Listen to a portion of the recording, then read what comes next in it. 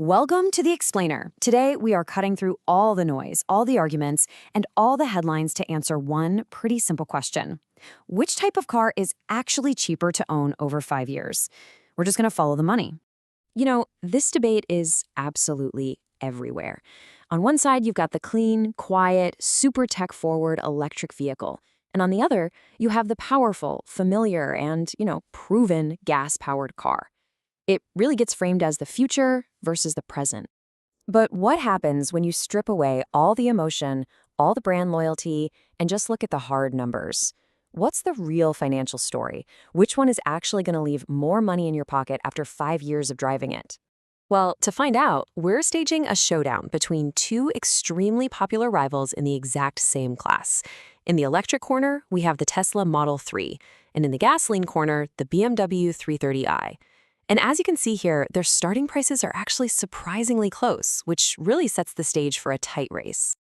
Okay, let's dive right into this, starting with that very first financial hurdle, the price you actually paid to drive the car off the lot. So while the BMW is technically a little more expensive on paper, the currently available $7,500 federal tax credit for the Tesla just completely turns the whole thing on its head. This doesn't just erase the price gap, it gives the EV a massive head start right out of the gates, assuming, of course, that you qualify for the credit. But, that initial purchase price, that's just the beginning of the story. Let's move into round two, because the day-to-day running costs, well, that's where the financial story gets really, really interesting. Over 5 years, driving a pretty typical 15,000 miles a year, the difference is just staggering. The cost of gas for the BMW is more than double what you'd pay for electricity for the Tesla. And this advantage is huge, especially if you can do most of your charging at home overnight.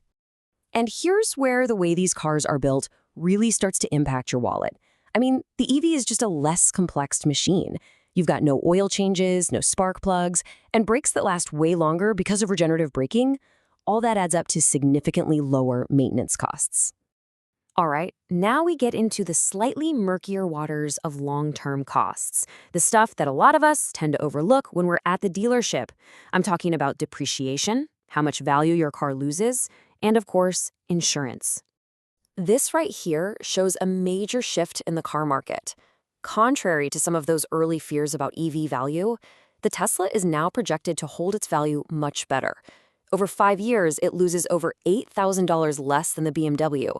That's thanks to high demand and the appeal of those cool over-the-air software updates.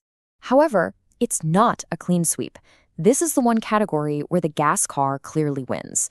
Because EVs can have higher repair costs for their specialized parts and sensors, insurance premiums are, on average, a good bit higher for the Tesla than they are for the BMW. So, we've looked at the purchase price, the daily running costs, and all those long-term factors. It's time. Let's put all the pieces of the puzzle together and see the final total cost of ownership.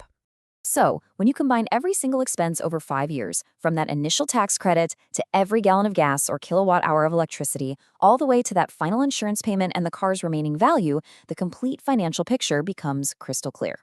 So the bottom line is this. When you tally up all the data, the Tesla Model 3 is projected to be nearly $28,000 cheaper to own over a 5-year period. Think about that. Even with its higher insurance costs, the savings in every other category just create this enormous financial advantage. But I know exactly what you might be thinking. I can hear it now. What about that terrifying $20,000 battery replacement cost I keep hearing about? Doesn't that just wipe out all the savings? Honestly, this is probably the biggest myth in the entire debate. Modern EV batteries, they're designed to outlast the car itself. They come with these long warranties. We're talking 8 years or 100,000 miles. And the data shows that a catastrophic failure within our 5-year window, or even in the first decade, is just statistically super, super rare.